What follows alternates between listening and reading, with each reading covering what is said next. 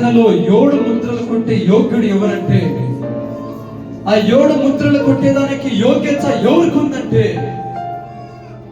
అది మన కోసం ప్రాణం ఇచ్చిన యేసయ్యకి మాత్రమే. ఆ 7 ముద్రలు కొట్టాలంటే ఆ వ్యక్తికి ఒక అర్హత ఉండాలా. ఏమి అర్హత అని మనం చూస్తే, ఆ 7 ముద్రలు కొట్టే వ్యక్తికి ఆ వ్యక్తిలో ಯಾವುದೇ తరమైన పాపం అనేది ఉండకూడదు. ఆ వ్యక్తిలో జన్మ పాపం అనేది ఉండకూడదు. ఆ వ్యక్తిలో కర్మ పాపం అనేది ఉండకూడదు. ఆ వ్యక్తి మరణాన్ని గెలిచినవాడై ఉండాలి.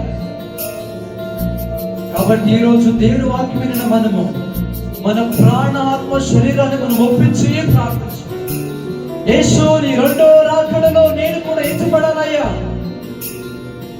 నేను అన్ని జనాల్లాగా నేను ఇక్కడే విడువపడకూడదయ్యా.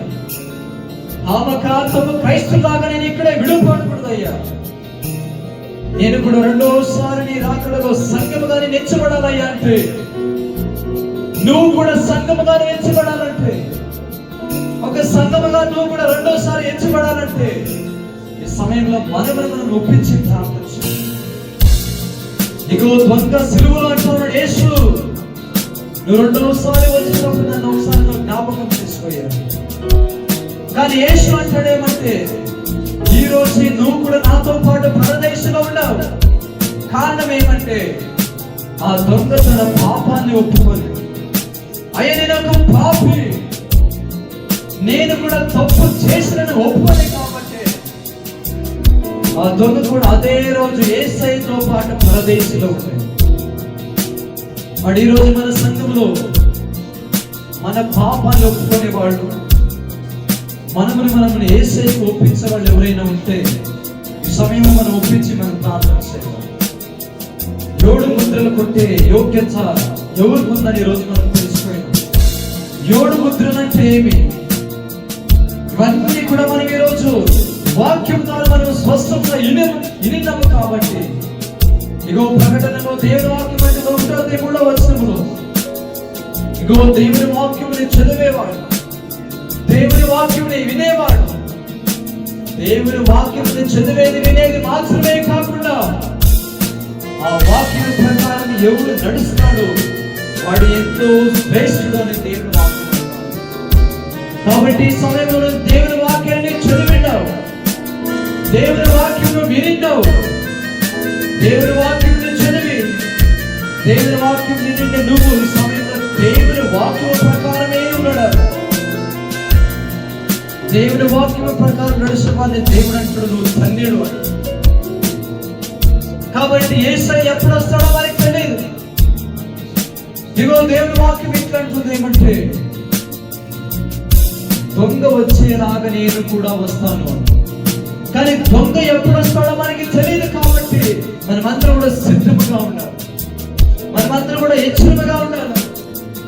మన దగ్గర ఉండే దీపాన్ని, మన దగ్గర ఉండే నూనెని మనము రెడీగా మనము సిద్ధము చేసి పెట్టుకోవాలి. కాబట్టి ఈరోజు వాక్యం నుండి మనమందరం కూడా మన దీపాన్ని, మన నూనెని మనము సిద్ధముగా మనము చేసి పెట్టుకోవాలి. ఆ యేసయ్య 2వ రాకడికి మనమందరం కూడా సిద్ధముగా ఉంది. యేసయ్య ఎప్పుడు వస్తాడో 2వసారి, ఆ 2వసారి వచ్చినప్పుడు మనమందరం కూడా సంఘముగా కూడి మనమందరం కూడా మధ్యాకాశానికి పోయేదానికి మనమందరం కూడా సిద్ధముగా ఉంటాం. కాబట్టి ఈ సమయంలో మనమందరం కూడా ఒప్పించి మనం ప్రార్థన చేయాలి. ನಮ್ಮನ್ನು ಬಹಳವಾಗಿ ಪ್ರೀತಿಸುವಂತ ದೇವರೇ ಸ್ತೋತ್ರ. ಒಳ್ಳೆ ಕಾರ್ಯ ಸಮಯದಲ್ಲಿ ಪ್ರಾರ್ಥಿಸ್ತಾ ಇದ್ದೇನೆ ತಂದೆ, ಮಗ, ಪರಿಶುದ್ಧಾತ್ಮ ದೇವರೇ, ಇದುವರೆಗೂ ವಾಕ್ಯದಲ್ಲಿ ನೀನು ಮಾತನಾಡೋದಕ್ಕಾಗಿ ಸ್ತೋತ್ರ. ಇಗೋ ಪ್ರಕಟಣೆಯಲ್ಲಿರುವಂತ ಒಂದು ಗ್ರಂಥ, ಆ ಗ್ರಂಥವನ್ನು ಯೋಹಾನನು ದೇವರ ಕೈಯಲ್ಲೊಂದು ಸುರುಳಿನ ಆತನ ಕಂಡನು. ಆ ಸುರುಳಿಯು 7 ಮುದ್ರೆಗಳಿಂದ ಅದು ಮುದ್ರಿಸಲ್ಪಟ್ಟಿದೆ. ಹಾಗಾದರೆ ಸುರುಳಿಯ ಗ್ರಂಥ ಮುದ್ರೆಯನ್ನು ತೆಗೆಯುವುದಕ್ಕೆ ಪರಲೋಕದಲ್ಲಾಗಲಿ ಭೂಲೋಕದಲ್ಲಾಗಲಿ ಭೂಲೋಕದ ಕೆಳಗಾಗಲಿ ಯಾವ ಶಕ್ತರನ್ನು ನಾನು ನೋಡಲಿಲ್ಲ ಎಂಬುದಾಗಿ ಯೋಹಾನನು ಹೇಳ್ತಾನೆ. ಯೋಹಾನನು ಅಳುತ್ತಾ ಕೂತಿರೋದು 24 ದೊಡ್ಡವರಲ್ಲಿ ಒಬ್ಬರು ಬಂದು ಹೇಳ್ತಾರೆ, ನೀವು ಯೋಹಾನನು ಅಳಬೇಡ, ಆ ಗ್ರಂಥವನ್ನು ಬಿಚ್ಚುವುದಕ್ಕೆ ಆ ಗ್ರಂಥದ ಸುರುಳಿಯನ್ನು ತೆಗೆದುಕೊಂಡು ಒಬ್ಬ ವ್ಯಕ್ತಿ ಬರ್ತಾ ಇದ್ದಾನೆ.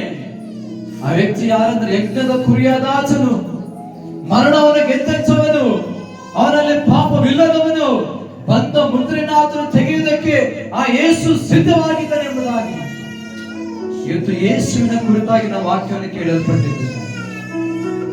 ಮುದ್ರೆಯನ್ನು ಹೊಡೆಯುವುದಕ್ಕೆ ಯೇಸು ಮಾತ್ರನೇ ಯೋಗ್ಯ.